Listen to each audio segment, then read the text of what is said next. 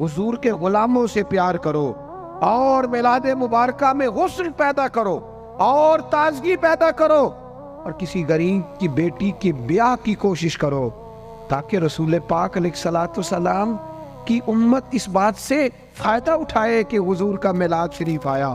کوئی ایسا کام نہ کرنا جس سے محسوس ہو کہ کوئی میلاد نہیں منایا جا رہا، اپنا آپ دکھایا جا رہا۔ کوئی کام نہ کرنا اس میں تو درویشی۔ مجھے ایک دفعہ میلاد شریف کے موقع پہ میرے کسی دوست نے میلاد ریلی پہ لکھ دیا زیر قیادت۔ میں نے کہا حضور کے نام کا جلوس اور میں قیادت کروں گا؟ چلے نظم ہوتا ہے بعض اوقات کہ یہ بندہ آگے چلے گا یہ پیچھے چلے گا، ورنہ یہ حضور کا میلاد ہے۔ جو سب سے پیچھے چل رہا ہے وہ بھی محبوب کی نظر میں اتنا ہی زیادہ معتبر ہے اتنا کہ سب سے کوئی آگے چلنے والا۔ اس لیے اپنے لہجوں میں حضور کی محبت پیدا کرو۔ عشاء پڑھے۔ اعوذ باللہ من الشیطان الرجیم، بسم اللہ الرحمن الرحیم۔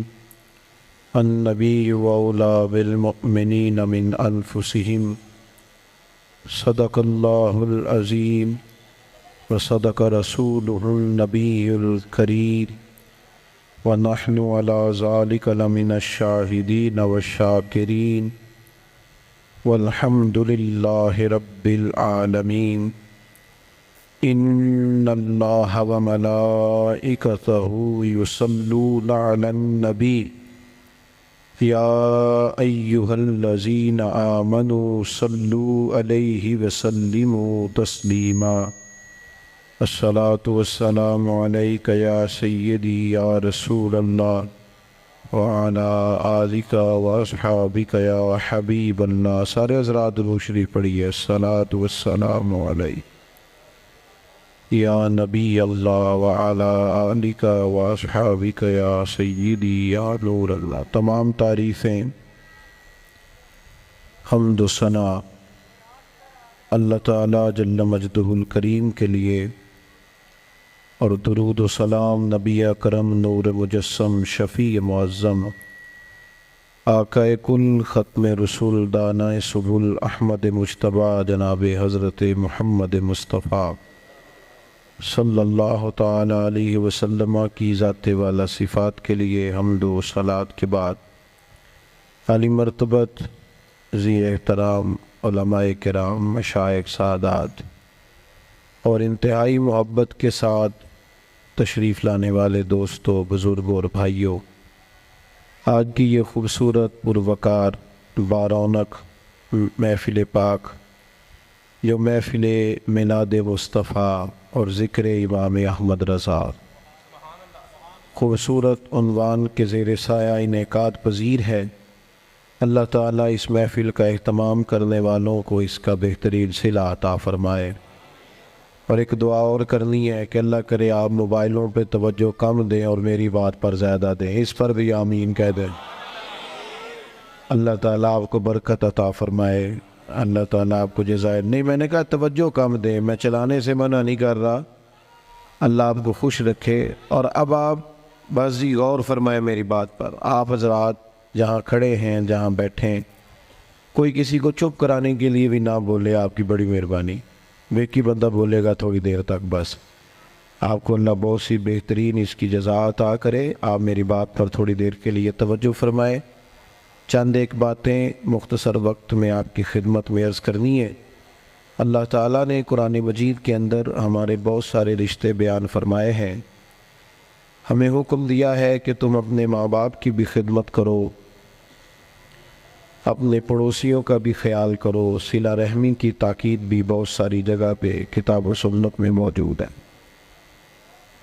ہمارے بہت سارے رشتوں میں جو نزاکت پائی جاتی ہے، ماں باپ نے کس طرح بچپن میں ہمیں پالا، اس کا خیال کر کے بھی ہماری توجہ دلائی گئی کہ ہم اپنے ماں باپ کی خدمت کریں اور ہمیشہ ان کے لیے اپنے بازوؤں کو کھلا رکھیں، اف تک نہ کہیں۔ ساری چیزیں ہمیں سمجھائی گئیں اور سارے رشتوں کے بارے میں ہمیں بتایا گیا۔ انسانیت کو اللہ نے جو کرامت عطا فرمائی ہے اس کا بھی بیان فرمایا۔ لیکن ان سب رشتوں میں دنیا کے اندر ہمارا جو سب سے زیادہ نازک، گہرا اور وارفتگی کا رشتہ ہے وہ رسول پاک کے ساتھ ہے صلی اللہ تعالیٰ علیہ وسلم۔ اس رشتے کی نزاکت کو بھی قرآن پاک نے بیان فرمایا النبی اولیٰ بالمؤمنین من انفسہم، فرمایا یہ جو میرے نبی کریم علیہ السلام ہیں یہ مومنوں سے ان کی جانوں سے بھی زیادہ قریب ہیں۔ حضور علیہ السلام کے ساتھ ہمارے رشتے کی جو قربت ہے، جو نزاکت ہے، پھر غور کریں میری بات پر۔ قرآن مجید فرماتا ہے نبی پاک علیہ السلام تمہاری جانوں سے بھی تمہارے زیادہ قریب ہیں۔ کوئی آج تک یہ نہیں بتا سکا کہ جان انسان کے جسم کے کتنا قریب ہوتی ہے، تو یہ نہیں بتا سکے جان جسم سے کتنا قریب ہوتی ہے تو جو جان سے بھی زیادہ قریب ہے۔ اس نزاکت کو آپ سمجھیں۔ بعض چیزیں ایسی ہوتی ہیں جو انسان کے لیے بڑی زیادہ گہرائی رکھتی ہیں زندگی میں، بعض چیزیں ایسی ہوتی ہیں جو اس کے لیے بہت بڑا معنی رکھتی ہیں، اس کے اندر بہت زیادہ وہ انسان جذباتی ہوتا ہے۔ ہمارا جو نبی پاک علیہ السلام کے ساتھ رشتہ ہے وہ بڑا نازک رشتہ ہے۔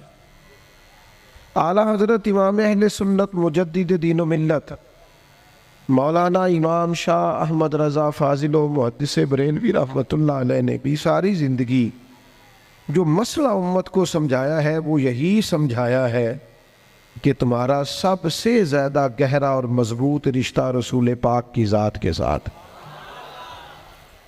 میں کوئی ایسی بات نہیں کرنا چاہ رہا کہ جسے میں آپ اور میں یہ سمجھیں کہ شاید ایک روٹین کی جذباتی باتیں چلتی ہیں تو مولانا بھی آئے تو اس میں بات کر کے گزر گئے۔ ہمارے ہاں نا کچھ چیزیں اور جذباتیت اختیار کر گئی ہیں اور یہ ٹھیک نہیں ہے۔ مثلا دولت کے ساتھ مسلمانوں کی وابستگی بعض جگہوں پہ جذباتی حد تک ہو گئی ہے، یہ بھی ٹھیک نہیں ہے، یہ بھی بات تشویشناک ہے۔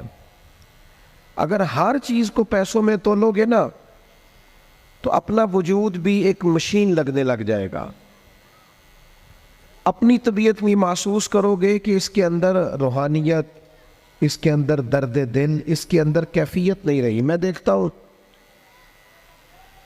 قرآن مجید نے میاں بیوی کے رشتے کو اللہ کی نشانیوں میں سے ایک نشانی قرار دیا ہے، لیکن ہر باپ رشتہ کرنے سے پہلے دیکھتا ہے کہ میں اپنی بچی جس سے بیانے لگا ہوں وہ لڑکا مال کتنا کماتا ہے۔ لڑکی والے بھی مال دیکھتے ہیں اور لڑکے والے بھی یہ غور کرتے ہیں کہ لڑکی کس قدر زیادہ جہیز لے کے آئے گی، بچے کو موٹر سائیکل ملے گی کہ گاڑی کی چابی ملے گی۔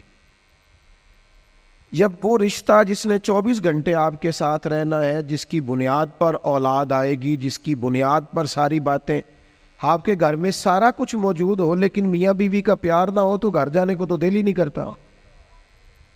اتنا اہم اور گہرا رشتہ بھی جب پیسوں پہ تول لیا جاتا ہے تو وہاں قرار کیسے نصیب ہوگا، اطمینان قلبی کیسے آئے؟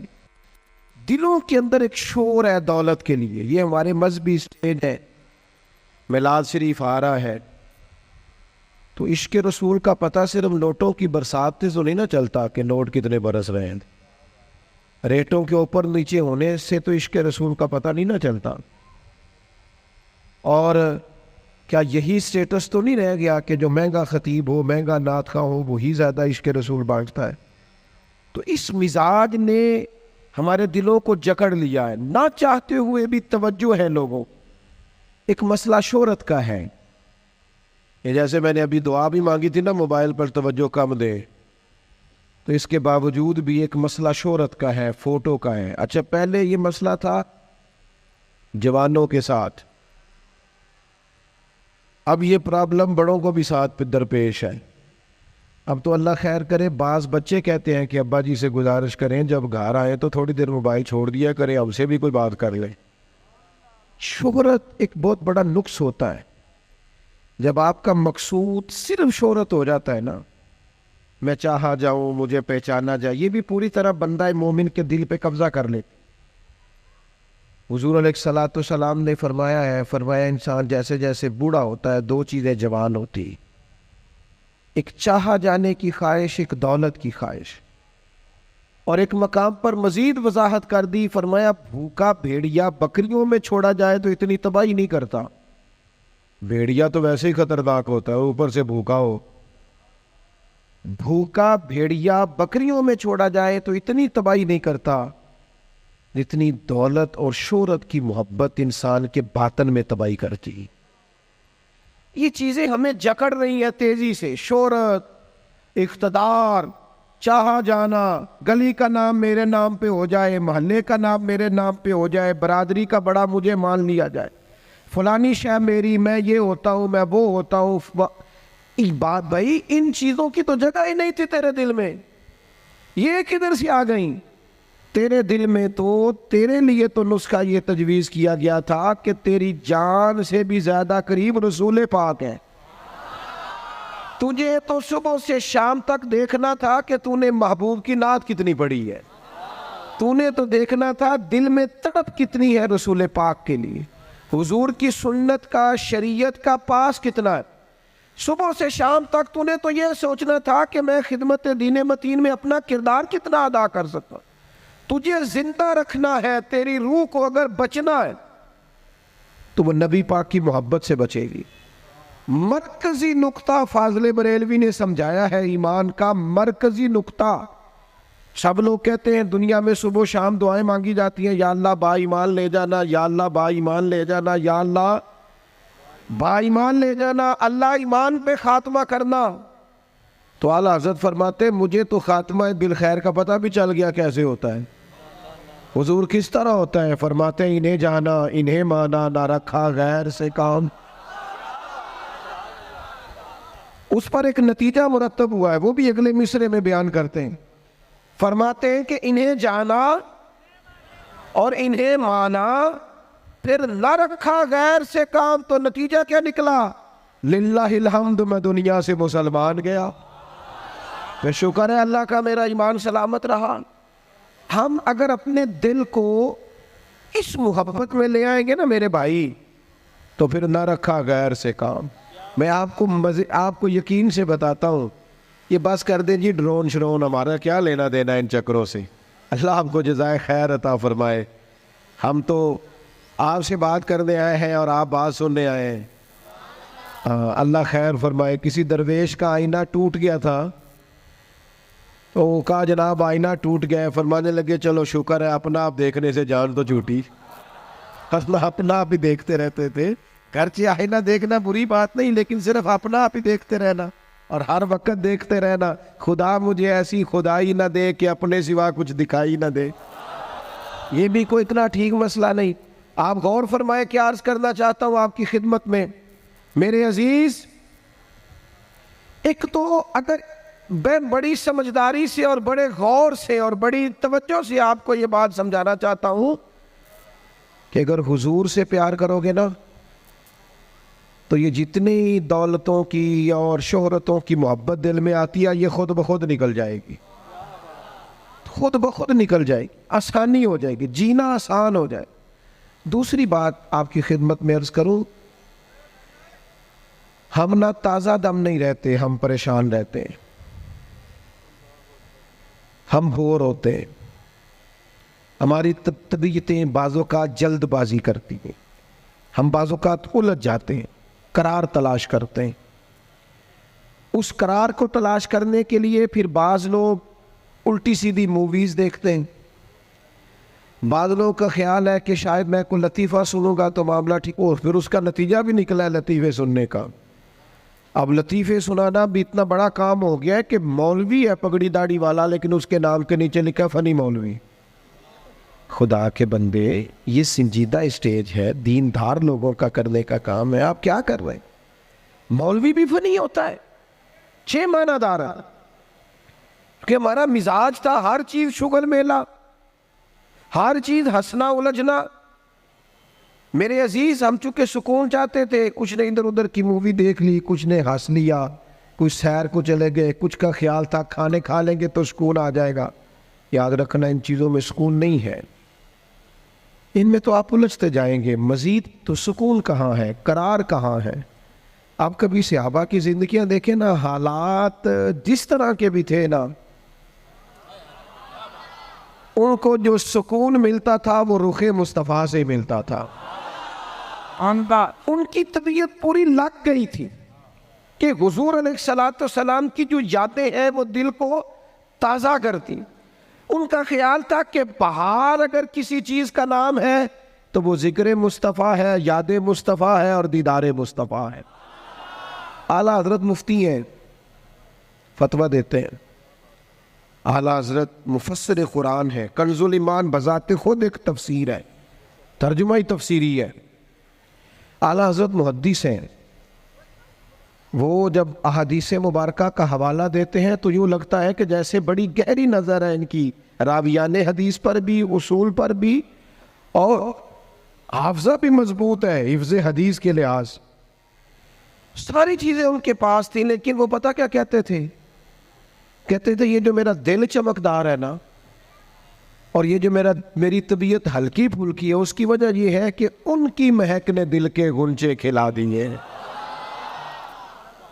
یہ میں نہیں آپ کو تقریر سنا رہا، میں تو جذبات کا اظہار کر رہا ہوں۔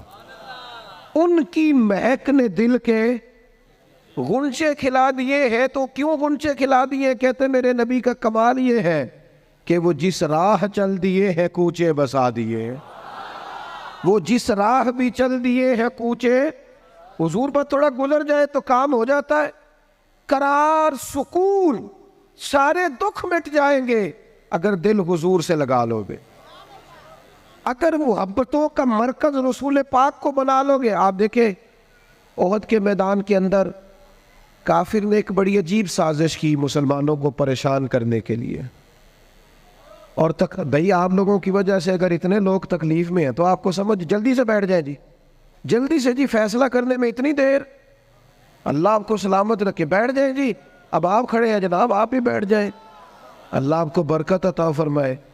اچھا ایک بندہ محفل میں کھڑا ہو جاتا ہے موبائل لے کے، اللہ انہوں سمجھنا چاہیے کہ باقی سارے کل بھی ہیں موبائل۔ خدا کے بندے، آپ کی وجہ سے اتنے لوگ پیچھے اگر پریشان ہیں تو آپ کو سمجھنا چاہیے اس چیز کو۔ اللہ تعالیٰ آپ سب کو ہنستا اور مسکراتا رکھے۔ نبی پاک کی ذات سے جب آپ کی کامل وابستگی ہو جائے گی نا، تو حضور کی ذات والا کا پیار، اور پیار لاروں والا نہیں ہونا چاہیے، خالی جلسے محفل میں اور مائک ہاتھ میں آیا تو عشق کا دعویٰ تگڑا، خالی اس طرح نہیں، تنہائی میں بھی تو روئے حضور کی بارگاہ۔ ایک محفل میں ایک دفعہ حاضر تھا تو ایک نعت خواں بچہ میرے پاس آیا، کہنے لگا جی میری سفارش کر دیو، میں بھی حضور دی بارگاہ چ حاضری لوانی ہے۔ میں کہ پتر تو گھر جا کے پڑھ لے، اتھے بھی حاضری لگ جائے گی، کہ 4000 بندہ چاہیے حاضری لوان لی، حضور کی بارگاہ میں تو جہاں بیٹھ کے بھی پڑھے حاضری لگ جاتی ہے۔ اس کے لیے کیا ساج سمر کے مجلس ہی فقط ہو تو حاضری لگتی ہے؟ یہ بھی اعلیٰ حاضری ہے، پر وہ تو واللہ وہ سن لیں گے اور فریاد کو پہنچیں گے ہم۔ بس اتنا تو ہو، کوئی فریاد کرے دل سے، تو بات تو دل سے کر۔ آپ کی جب کامل وابستگی حضور سے ہو جائے گی نا، تو یہ غربتوں کا ڈر، یہ پریشانیاں، یہ آزمائشیں، ایک جگہ رونا نہیں رویا حضرت بلال نے کبھی اپنی غریبی کا، ایک جگہ پریشان نہیں ہوئے کبھی حضرت سلمان فارسی کے میں پردیسی ہوں، ایک جگہ بھی کبھی جناب صہیب رومی کو تکلیف نہیں ہوئی۔ کیوں بلا؟ اس لیے کہ حضور کی محبت ایسی دوا ہے جو ہر بیماری سے شفا عطا کر دیتی۔ احد کے میدان میں کافروں نے ایک چال چلی تھی، ان کو پتا تھا کہ کون سی بات مسلمانوں کو زیادہ پریشان کر سکتی ہے۔ انہوں نے ایک افواہ پھیلا دی تھی کہ معاذ اللہ حضور کو شہید کر دیا گیا، اس کی وجہ سے شدید پریشان ہوئے صحابہ، اور جنگ کے جو نتائج برعکس آئے اس کی بڑی وجہ یہ افواہ بھی بنی۔ اب صحابہ بڑے پریشان تھے، حضور شہید ہو گئے۔ کچھ لوگ نا میدان احد سے جب واپس آ رہے تھے نا، جنگ ختم ہونے کے بعد، ایک خاتون جا رہی تھی میدان جنگ کی جانب۔ عورتیں اپنے مزاج کے لحاظ سے کمزور ہوتی ہیں قلبی طور پر، اور بڑی خوبصورت بات لکھی ہے علماء نے، کہتے ہیں عورت کے دل میں درد زیادہ ہوتا ہے نا، پیار زیادہ ہوتا ہے، اور یہ جو وہ کمزور واقعہ ہوئی ہے اسے عیب نہ سمجھو، اسی لیے تو اللہ نے بچے کو پالنے کا ذمہ اس کا لگایا ہے۔ کہ وہ شفقت زیادہ رکھتی ہے، محبت زیادہ رکھتی ہے، درد دل زیادہ رکھتی، اس لیے جس درد سے وہ بچے کو پال لیتی ہے نا. میرا بیٹا ایک دن گھر میں کچھ پکا ہوا تھا، اس کی اماں کہنے لگی کھانا کھاؤ، کہندا ہے میں نہیں کھانا. وہ دی اماں کہندی میں بڑا زور لایا، بڑی محنت کی تھی، بڑی گرمی چ پکایا، اج تے ہی کھانا پڑا ہے. کہنے لگا میں نہیں کھانا، میں آرام سے کھانا کھا رہا ہوں. اب وہ ماں بیٹا بحث کر رہے ہیں. تھوڑی دیر گزر گئی تو مینوں کہندی تسی کیوں نہیں بول دے؟ میں کہا مینوں پتہ ہے کنے جیتنا ہے، تھوڑی دیر بعد کھلو جاؤ، مینوں پتہ ہے کنے جیتنا ہے. وہ بچہ اٹھ کے اندر چلا گیا، کہنے لگا میں نہیں کھاندہ، تسی کھاؤ. وہ پھر 5 منٹ لنگے تو وہ پکانا شروع کرتا جو بچہ کہہ رہے ہیں. تو میں کہا میں نے تو پتہ ہے نا نتیجہ کی ہے، تو اس بحث میں جانے کی ضرورت ہے. اس لیے کہ ماں اولاد کے سامنے ہمیشہ ہی ہار جاتی ہے. وہ اولاد کے سامنے جیت سکتی، وہ نہیں جیت سکتی نا. شفقت ایسی ہے. عورتیں مزاج کے لحاظ سے اللہ تعالیٰ نے نرمی دی ہوتی، اس کو عیب نہ جانا جائے. یہ اللہ تعالیٰ نے انہیں ودیت کی ہے چیز. تو خاتون جا رہی ہے میدان احد کی جانب، وہاں سے صحابہ آ رہے. تو خاتون پوچھتی ہے صحابہ سے حضور کا کیا حال ہے؟ تو ایک صحابی اپنے لہجے میں گویا کہنے لگے خبر مشکل ہے پر تجھے سنانی بھی ضروری ہے، اس جنگ میں تیرے بھائی کا انتقال ہو گیا ہے. بہن کے لیے اس سے بڑی بھی کوئی خبر ہوگی کہ بھائی کا انتقال ہو گیا. وہ خاتون نے یہ خبر سنی، اِنَّا لِلَّهِ وَإِنَّا إِلَيْهِ رَاجِعُونَ پڑھا، آگے گزر گئی. اگلے صحابی سے جا کے پوچھتی ہے حضور کا کیا حال ہے، اور بے چین ہے، دوڑی جا رہی. یہ میری بات کو سمجھے آپ. کسی ایک جگہ جب آپ کی محبت کا غلبہ ہوتا ہے تو پھر بعض غم لگتے ہی نہیں. آپ کی کیفیت ہی اور ہوتی ہے زندگی گزارنے میں. آگے بڑھی، ایک اور صحابی ملے، ان سے پوچھتی ہے حضور کا کیا حال ہے. تو کہنے لگے میرے پاس تیرے لیے ایک بڑی سخت خبر ہے، تیرے شوہر کا انتقال ہو گیا. اس نے تھوڑی دیر کے لیے خاموشی اختیار کی، اللہ کی رضا پہ راضی رہنے کے کلمات ادا کی اور آگے بڑھی. ایک اور شخص سے سوال، یہ ذرا سوچتے جانا، یہ خبریں اگر اچانک ملیں، بھائی چلا گیا ہے، باپ چلا گیا ہے، اس کو سوچنا، اپنے اوپر طاری کرنا، خدا نہ کرے ایسا ہو. پر جب خبر ملے تو کیفیات کیا ہوتی ہیں. وہ خاتون آگے بڑھی تو ایک شخص اور ملا، پوچھتی ہے ذرا بتاؤ نا حضور کا کیا حال ہے. تو کہنے لگے میرے پاس تیرے لیے خبر ہے کہ تیرے والد بھی اس جنگ میں شہید ہو گئے. بیٹیوں کا تو میکا ہی باپ سے ہوتا ہے، ماں سے ہوتا ہے. والد چلے گئے. تھوڑی دیر کے لیے گردن جھکی، کلمات ادا کی، اور پھر پوچھتی ہے صحابی سے والد چلے گئے، بھائی چلے گئے، شوہر چلے گئے، مجھے بتاؤ کہ میرے نبی پاک کا کیا حال ہے. وہ صحابی کہنے لگے الحمدللہ میں زیارت کر کے آیا ہوں، رسول پاک بالکل ٹھیک ہے، حضور خیر سے ہیں، کرم میں ہیں، رب کے فضل میں، محبوب ٹھیک ہے. میں چہرہ نور کو دیکھ کر کے آیا ہوں. تو اس خاتون کا جملہ کتنا انوکھا ہے، اور سارے غم دور کرنے کے لیے رنگ کتنا عجیب ہے. وہ خاتون کہنے لگی میرے اوپر اچانک خبریں آئی ہیں، غموں کے پہاڑ ٹوٹے ہیں، لیکن اگر حضور موجود ہے تو پھر کوئی غم ہے ہی نہیں، پھر کوئی دکھ ہے ہی نہیں. او کچا رنگ للاری والا جیڑا چڑھدا تے لیندا رہندا، اے عشق تیرے دا رنگ محمد چڑھ جائے پھر نہیں لیندا. یہ اتنا پکا چڑھ گیا ہے کہ اب کوئی اور تکلیف رہی نہیں. میرے عزیز یاد رکھنا، یہ سارے غم دور ہو جائیں گے. یہ سارے غم کیا کہتے ہیں اعلیٰ حضرت، ان کے نثار کوئی کیسے ہی رنج میں ہو. یہ دیکھو، یہ پیچھے احادیث کا ذخیرہ ہے اور پھر امام کا طریقہ سمجھانے کا. کہنے لگے ان کے نثار کوئی کیسے ہی رنج میں ہو، وہ جب یاد آ گئے ہیں سب غم بھلا دیے ہیں. وہ جب یاد اسی لیے کسی پنجابی کے شاعر نے بھی ایک بندے سے کہا تھا او نا علمہ وچ پھسا سانو تو یار دی گل سنا سانو. اس لیے کہ جب وہ یاد آ گئے ہیں سب غم بھلا. نبی پاک علیہ السلام کی محبت تازہ. اور ایک اور بات, اذان سنیں جی, اذان سنیں. اور وہ حاوی یہ ہوتا ہے کہ ہم نہ کسی کی پیروی کر رہے ہوتے ہیں, اور کچھ لوگ تو شعوری طور پہ کر رہے ہوتے ہیں, کچھ لا شعوری طور پر بھی کر رہے ہوتے ہیں.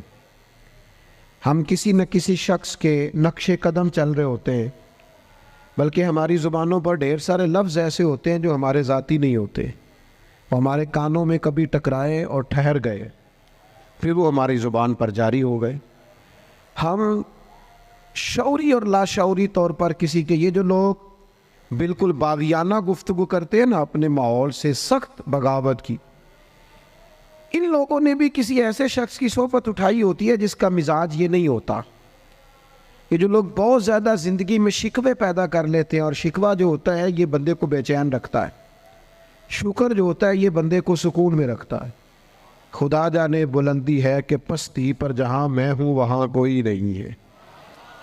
انسان جب مقام شکر پہ آتا ہے تو اطمینان قلبی اسے حاصل ہوتی ہے, اللہ کی نعمتوں کو یاد کرتا ہے, اس کی زندگی اور طرح کی ہو جاتی ہے.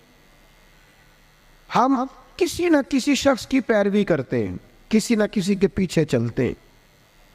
دنیاوی طور پر اگر ہم کسی بندے کی پیروی کریں گے, عام لوگوں کو اپنا آئیڈیل بنائیں گے, تو ظاہر ہے کہ انبیاء علیہ السلام کے علاوہ, فرشتوں کے علاوہ معصوم کوئی نہیں ہوتا, کہیں نہ کہیں کمزوری رہ جاتی ہے. تو بعض اوقات بہت لوگ تیزی کے ساتھ آگے بڑھتے ہیں, مایوس ہو کے لوٹتے ہیں. صحابہ کرام نے نبی پاک کی قربت کے رشتے کو اس طرح نبھایا کہ انہوں نے ہر حال میں پیروی کی تو مدینے والے رسول کی تھی, اور اس انداز میں پیروی کی کہ ڈھیر ساری چیزیں ایسی ہیں جس کی حکمتیں بھی نہیں پوچھی, بس حضور نے کہہ دیا تو انہوں نے کر دیا. اور وہ پیروی بھی کی تو والہانہ انداز میں, والہانہ انداز میں پیروی کی, شوق ذوق سے پیروی کی. ہمارے ہاں لوگ عمل کرنے کے معاملے میں, دین پر عمل کرنے کے معاملے میں رخصتیں تلاش کرتے ہیں, گنجائشیں ڈھونڈتے ہیں, حیل و حجت سے کام لیتے ہیں, بہانے کرتے ہیں, تاریخیں دیتے ہیں, بس میں عمرہ کر رہا ہوں اس کے بعد میں نیک ہی ہوں, کے بعد 2 بچے رہ گئے شادی کر لوں, پھر اس کے بعد انشاءاللہ میں مسجد میں ہوں. تو دین تو آپ کو یہ کہتا ہی نہیں آپ سارا دن مسجد میں بیٹھے, دین تو کہتا ہے 5 وقتہ جماعت کے ٹائم ضرور آ جایا کرے. ہم بہانے کرتے ہیں, اور بہت سارے لوگ ایسے ہیں. میلاد منانے کا سب سے بہترین وقت پتہ کیا ہوتا ہے؟ جب آپ کے بچی اور بچے کی شادی ہوتی ہے, گھر میں خوشی کا ٹائم ہوتا ہے نا, اس وقت رب رسولوں کے جو دشمن ہیں ان کی ثقافت گھر میں آ گئی, تو پھر آپ نے سمجھا نہیں دین کے مزاج کو. میں تو دیندار مانتا ہی اس بندے کو ہوں کہ جب اس کے گھر میں شادی ہو تو پھر پتہ چلتا ہے کتنا دیندار ہے. مسجد میں تو سارے دیندار ہوتے ہیں, کل جنازے 10ویں چہلم پہ سارے دیندار ہوتے ہیں. یہ تو پتہ ہی تب چلے گا بھائی جب تیرے بچے کی شادی ہوگی. اب تو شریعت کے تقاضے کتنے پورے کرتا ہے, تیری خوشیوں میں اللہ رسول کا ذکر کتنا ہے. اب تیری توانائی کا پتہ چلے گا کہ تو نے برادری سے, قبیلے سے, رسموں سے بغاوت کر کے نبی پاک کی پیروی کی ہے, یا تو حضور کی شریعت ایک طرف تھی اور رسم و رواج ایک طرف تھے اور تو رسم و رواج کا قائل ہو گیا. صحابہ کی زندگی کا معیار ہی یہ تھا کہ قبیلے کچھ کہتے تھے, علاقے کچھ کہتے تھے, ماں باپ کچھ کہتے تھے, باقی سارے کچھ کہتے تھے, لیکن وہ کہتے تھے ہم نے تمہارے رنگ ڈنگ نہیں دیکھنے, ہم نے تو مدینے والے کی محبت کے رنگ دیکھنے. بغاوت کی ان لوگوں نے, بغاوت. لوگ کہتے ہیں جی سارے یہ کر رہے ہیں, نیکیاں جمہوری ہوتی ہیں, ملک جمہوری ہے, نیکیاں نہیں جمہوری ہوتی کہ سارے کریں گے تو پھر میں کروں گا. نیکی نیکی ہوتی ہے. جناب صدیق اکبر کو پتہ چل گیا نا حضور کی غلامی کرنی ہے, پھر انہوں نے باقی شہر کا انتظار نہیں کیا کہ وہ بھی کلمہ پڑھے گا تو پھر میں پڑھوں گا. انہوں نے کہا بس ختم ہو گئی بات, ہمیں سمجھ آ گئی ہے, اب ہمیں کسی اور کی ضرورت نہیں, ہم دروازہ رسول کی غلامی کرتے رہیں گے. میرے عزیز, والہانہ انداز میں حضور کی غلامی, جہاں نبی پاک کا فرمان آ گیا کسی اور چیز کی ضرورت نہیں, جہاں حضور کے دین کی بات آ گئی فقط دین اسلام پر عمل ہوگا. جب تک یہ مزاج نہیں بنتا, ہم یہ ابھی کچھ عرصہ پہلے کی بات ہے, لمبی نہیں. فیملی میں برادری میں شادی تھی کلولے میں ہمارے عزیزوں میں, تو میرے دادا جان سے مشورہ لیا انہوں نے کہ میرج ہال میں شادی کرنی ہے, تو دادا جان ناراض ہو گئے, کہنے لگے کڑیاں کرو ٹوری دیا نے, میرج ہال نہیں جانا. یہ بھی 15-18-20 سال پرانی بات. لیکن اس کے بعد میرج ہال کا رواج آیا تو دیہاتوں میں بھی بن گئے میرج ہال. کوئی حرج والی بات بھی نہیں, کوئی ایسی سخت بات نہیں, لیکن ایک آپ کو بات سمجھا رہا ہوں کہ ہر آنے والا رواج ہم پر حاوی ہو جاتا ہے کہ نہیں ہو جاتا. اور مجھے ایک دفعہ ایک دوست ہے میرے, میں نے ان سے کہا قرآن جی سیکھ لیں, کہنے لگے زبان موٹی ہو گئی ہے. میں کہ موبائل تے سارا دن چلانا ہے تو اے نہیں, تو آخیا عمر بڑی ہو گئی سیکھیا نہیں جانا, واٹس ایپ تے تینوں کرنا آ گیا ہے, اس کے لیے تو نے کوئی مسئلہ بہانہ نہیں کیا کہ اس عمر میں سیکھوں. یہ دفتروں میں کل آیا, ابھی دفاتر کے اندر ابھی تھوڑا عرصہ پہلے کمپیوٹر آیا, ورنہ رجسٹر ہوتے تھے اسی پر ہی کام ہوتا تھا. مجھے بتاؤ کمپیوٹر آیا تو کیا جن ملازمین کو 25-25 سال ہو گئے تھے ڈیوٹی کرتے, انہوں نے ریزائن کر دیے کہ ہم سے نہیں سیکھا جاتا چھٹی کیے. لوگوں نے کورسز کیے, سیکھا ہے. عمر کا کیا معنی, بہانے کرتے ہو. حضور کی محبت کی کوئی عمر ہوتی ہے؟ اس عمر میں بچے آئے تو وہ بھی غلامی کر رہے ہیں, بوڑھے آئے ہیں تو وہ بھی غلامی کر رہے ہیں. تو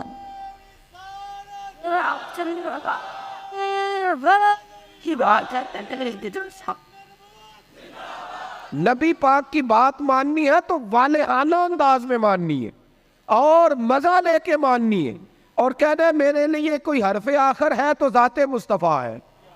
حضور جمعے کا خطبہ دے رہے تھے, ایک شخص کھڑے ہو گئے, تو نبی کریم نے نا جمعہ پڑھاتے پڑھاتے فرمایا بیٹھ جاؤ. ایک بندے سے کہا تھا, نام نہیں لیا, اور حضور کا طریقہ تھا کبھی بھی سمجھاتے نا تو بائی نیم بات نہیں کرتے, مطلق لوگوں کو کیا ہو گیا, بیٹھ جاؤ. اس ایک بندے سے کہا تھا بیٹھ جاؤ. ایک ذرا اس کونے میں تھے, مسجد کی گلی میں تھے, ان کے کانوں میں آواز گئی بیٹھ جاؤ, وہ وہیں بیٹھ گئے. ایک بنو غنم میں قبیلے میں تھے, ان کے کان میں آواز گئی بیٹھ جاؤ. انہوں نے ساتھ والے سے پوچھا نہیں کہ آپ کو تو نہیں کہا, کس کو کہا جا رہا, کانوں میں آواز گئی بیٹھ جاؤ, تو جہاں کوئی تھا وہ وہی بیٹھ گیا. نماز کے بعد محبوب نے پوچھا آپ کہاں تھے, آپ کہاں تھے, آپ, حضور آواز آئی تھی بیٹھ گیا, بیٹھ گیا, بیٹھ گیا. جس کے کانوں میں آواز آئی وہ بیٹھ گیا.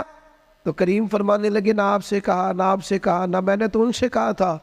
عرض کی حضور آپ نے نام تو نہیں نہ لیا, ہم نے نہ کبھی قطرے پہ غور کیا اور نہ دریا دیکھا, بس جہاں تیری جھلک دیکھی وہیں ڈوب گئے. اور سانو قید سجن دا گہنا ہے, او جینج رکھے او جرہن آئے. میں کہا بیٹھ جاؤ, لہذا بیٹھ گئے. بہانے بازی کرتے. ایک نوجوان سے میں نے کہا داڑھی رکھ لو, وہ کہنے لگا آپ دعا کریں. میں نے کہا روٹی بھی میری دعا سے ہی کھانا شام سے, دعا اس کے لیے آپ دعا کرا رہے ہیں بھئی, تو حضور سے پیار کرتا ہے, اور یہ میرے نبی پاک کی میرا دل کرتا ہے. آپ اتنے سارے آئے ہیں. کہا یکم ربیع الاول کے بعد جوان داڑھی نہ مڑائے, اور کوئی پوچھے کہ داڑھی رکھ لی ہے, کوئی یہ میلاد پہ رکھی ہے, یہ میں نے میلاد منایا ہے اپنے نبی پاک کا. میرا دل کرتا ہے خاتون پردہ شروع کر لے اور یکم ربیع الاول سے برقع اوڑھ لے, بلا ضرورت بلا مجبوری گھر سے نکلنا چھوڑ دے. اور جب کوئی اس سے کہے کہ آپ نے تو ماشاءاللہ پردہ شروع کیا, تو کہے وہ حضور کا میلاد آیا نا. اللہ کرے اس سال لوگ کہے کہ میں نے میلاد پہ کہا تھا, آج کے بعد سچ بولنا ہے, اس لیے کہ سچے نبی کا میلاد آیا ہے. اللہ کرے ذہن بن جائے آج کے بعد دیانتدار رہنا ہے, اس لیے کہ میرے نبی کا سب سے پہلے لوگوں کو تعارف ہی یہ ہوا تھا کہ سچ بولتے ہیں, دیانتداری کرتا ہے. اللہ کرے یہ سوچ بن جائے, ہم بہانے چھوڑ دیں. اور اگر آپ یہ کہ سوسائٹی کر رہی ہے تو ہم سوسائٹی کے غلام نہیں, ہم رسول پاک کے غلام. اگر آپ کہیں معاشرہ کر رہا ہے تو ہمیں معاشرے سے کیا لینا دینا, ہمارا تو سارا تعلق ذات رسول کے ساتھ ہے. اپنی زندگی کو پوری طرح سمیٹے اور دروازہ رسول پہ لے آئے. پتہ ہے آپ کو, حضور نے فرمایا جب امتی نماز پڑھتا ہے تو میری آنکھیں ٹھنڈی ہوتی, تجھے مزہ نہیں آتا سجدے میں؟ تو سجدہ کرتا ہے تو حضور کی آنکھیں ٹھنڈی ہوتی. اور میں نے آپ سے اپیل کرنی ہے کہ آپ جب نماز کے لیے کھڑے ہوں تو موبائل سائلنٹ نہیں کرنا ہے، اس کو بند کرنا ہے، کیونکہ سائلنٹ بھی توجہ اپنی طرف کراتا ہے، اور ہم نے توجہ ادھر ادھر کرنی نہیں، رب کی بارگاہ میں آ گئے. یہ پورا میلاد کا مہینہ کوئی کہہ ہی دے گا نا آپ کو کہ بڑی تسبیح پڑھ لیجیے، لیکن یہ پورا مہینہ نا موبائل جیب میں تسبیح ہاتھ میں، انشاءاللہ تو کہہ دے، اور سارا دن درود پڑھنا ہے رسول پاک. درود پتہ فائدہ کیا کرتا ہے؟ زبان کو میٹھا کر دیتا ہے، دل کو نرم کر دیتا ہے، روح کو تازہ کر دیتا ہے، اور ایک دفعہ پڑھو تو 10 رحمتیں آتی ہیں، 10 رحمتیں، اور پڑھتے رہو تو دائیں بائیں رحمت ہی رحمت رہتی ہے، ہر وقت ہی رحمت، ہر وقت ہی رحمت، ہر وقت ہی کمال. اپنا دل پورا لگا لو درود پاک کے ساتھ. اور ہر سال کہتا ہوں، اس سال بھی کہتا ہوں، میلاد پہ بھی نا پیروں کے، درویشوں کے، یہ سارے تو کہتے ہیں میلاد میں، سارے کہتے ہیں جی میلاد شریف کا لنگر ہے جی شفا والا، کہتے ہیں نا سارے. پھر کوئی عرض نہیں انشاءاللہ تعالیٰ، جو ساری قوم کھائے گی نعت خامی وہی کھائے گا انشاءاللہ. شفا والا جو ہوا، پیر صاحب، خطیب صاحب، درویش صاحب سارے کھائیں گے وہی شفا والا لنگر. وہ میلاد والے دن بھی غریبوں کو تم لنگر صحیح کر کے نہیں دیتے، وہ بھی وی آئی پیز کا لنگر ہی رہ جاتا ہے. خدا را اچھا کر کے تم کھانا بناؤ، اور جب وہ لنگر پکاؤ تو کوشش کرو کہ غریبوں کو بلا کے دسترخوان پہ بٹھاؤ. وہ ماڑا جدے بچے بوٹیاں نہیں کھاندے پوچھے گا نا اپنے والد نو کہ ابا جی اج بڑیاں رج رج بوٹیاں لبدیاں پہ تو کمال ہو گئی ہے، یہ بریانی کمال ہے کیا. تو ہو سکتا ہے ابا رو ہی پڑے، غریب آدمیوں کو پتر اج تین کوئی نہیں ڈکن لگا تو رج کے کھاج میرے نبی پاک دا ملایا دے. لیکن یہ بھی تم نے وی آئی پیز الگ کر دیے، امیر الگ کر دیے، اس کا لنگر یہ ہے، اے ساڈا مہمان خصوصی. اس کو کیوں نہیں مہمان خصوصی بناتے جس کو 25 سال ہو گئے فجر کی اذان پڑھے؟ اس کو کیوں نہیں مہمان خصوصی بناتے جسے 30 سال ہو گئے ہیں مسجد میں جھاڑو دیتا ہے؟ وہ نہیں مہمان خصوصی بن سکتا؟ صرف اس کے ہاتھ میں نوٹوں کی دتھی نہیں. کرو مت ہے اہل دول رضا، پڑے اس بلا پہ میری بلا، میں گدا ہوں اپنے کریم کا. یہ میرا دین پارائنا نہیں. حضور کے غلاموں سے پیار کرو، اور میلاد مبارکہ میں حسن پیدا کرو، اور تازگی پیدا کرو، اور کسی غریب کی بیٹی کے بیاہ کی کوشش کرو، تاکہ رسول پاک علیہ الصلوۃ والسلام کی امت اس بات سے فائدہ اٹھائے کہ حضور کا میلاد شریف آیا. کوئی ایسا کام نہ کرنا جس سے محسوس ہو کہ کوئی میلاد نہیں منایا جا رہا، اپنا آپ دکھایا جا رہا ہے. کوئی کام نہ کرنا اس میں تو درویشی. مجھے ایک دفعہ میلاد شریف کے موقع پہ میرے کسی دوست نے میلاد ریلی پہ لکھ دیا زیر قیادت. میں نے کہا حضور کے نام کا جلوس اور میں قیادت کروں گا؟ چلے نظم ہوتا ہے بعض اوقات کہ یہ بندہ آگے چلے گا یہ پیچھے چلے گا، ورنہ یہ حضور کا میلاد ہے. جو سب سے پیچھے چل رہا ہے وہ بھی محبوب کی نظر میں اتنا ہی زیادہ معتبر ہے اتنا کہ سب سے کوئی آگے چلنے والا. اس لیے اپنے لہجوں میں حضور کی محبت پیدا کرو، عشاء پڑھے بغیر نہ سنو. اور آج تگڑا الارم لگانا ہے انشاءاللہ فجر باجماعت پڑھنی ہے انشاءاللہ تعالی. اور صبح کی فجر سے ارادہ کرنا ہے کہ فجر کے بعد پہلے تلاوت ہوگی، پھر حضور کی ذات پہ درود پاک ہوگا. اور ایک چھوٹی سی بات اور عرض کرنی ہے، خوشی کے موقع پہ اپنوں کو نہیں بولنا. اب بیٹا بیٹھ جاؤ، تشریف رکھو، اللہ آپ کو سلامت رکھے. بعض بچے بیچارے بڑے پریشان رہتے ہیں اگر موبائل ہاتھ میں رہے تو. اللہ ان کو لمبی زندگی دے، صحت والی سب کو. آپ کھڑے ہوتے ہیں تو پچھلے پریشان ہو جاتے ہیں، نظر نہیں آتا ان. دوستو عید یہ جو کسی جس کو نہ بھی نہ منانا ہو، جب بندہ بیٹا بیانے لگتا ہے تو خوشی بڑی ہوتی ہے نا. وہ بندہ کہتا ہے چل یار جانا تے میں نہیں سی، اور منڈے دی شادی ہے. عید کے موقع پہ بندہ دشمنوں کو بھی، جن سے مخالفت ہو ان کو بھی فون کرتا ہے. جس رشتہ دار سے ناجائز ناراض ہونا بغیر وجہ شرعی کے، میلاد سے پہلے اسے مناؤ، اسے فون کرو. تجھے کیوں نہیں ہاں نہ کی تھی جی؟ نہیں پروگرام ہلکا ہلکا ایسے کرتے ہو، انشاءاللہ تو کہو. تسی آکو حضرت صاحب ایڈا اوکھا کام ہی دس چڑیا جی، سوکھا دسو، اسے کرو فون. اور اسے فون کر کے جب تم کہو گے نا السلام علیکم تو پریشان ہو جائے گا، کہے گا بھائیا خیر ہے تو مینوں ہی فون کر لیا، تو اسے کہو نا، پھر اسے کہو نا میں نہیں سی کرنا، عشق لگا سی کھیڈاں کھیڈ دیو، اے کھیڈاں ہن بھل گئیاں، کجل پایا سی یار دے ویکھنے، پھر او دی یاد وچ روندیاں ہی ڈل گئیاں، پر حیدر شاہ اس گلی کدے نہ رولدی، میں تینوں کدوں فون کرنا، میری بھی کوئی آکڑ ہے معاذ اللہ، پر ہن کرنا ہے کیونکہ حضور کا فرمان ہے۔ حیدر شاہ اس گلی کدے نہ رولدی، پر ہن تے رولدی میں رول گئیاں۔ ہم نے اپنوں کو قریب کرنا ہے، پیار کرنا، میلاد کی بولی محبت کی بولی ہے، اور یہ خوب بولنی ہے، میں بلبل خوش لہجائے گلزار نبی ہوں، میٹھی میری باتیں ہیں کیونکہ نمک خار نبی ہوں، اس لیے اس ذوق سے اس سال میلاد منانا ہے۔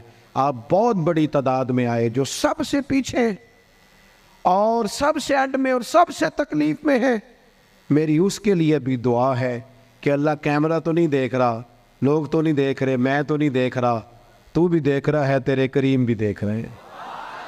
اللہ تعالیٰ خاص ہی رحمت فرما، ہر ایک پر اپنی خاص نگاہ فرما، اور محبوب کی خیرات سب کی جھولیوں میں ڈال دے۔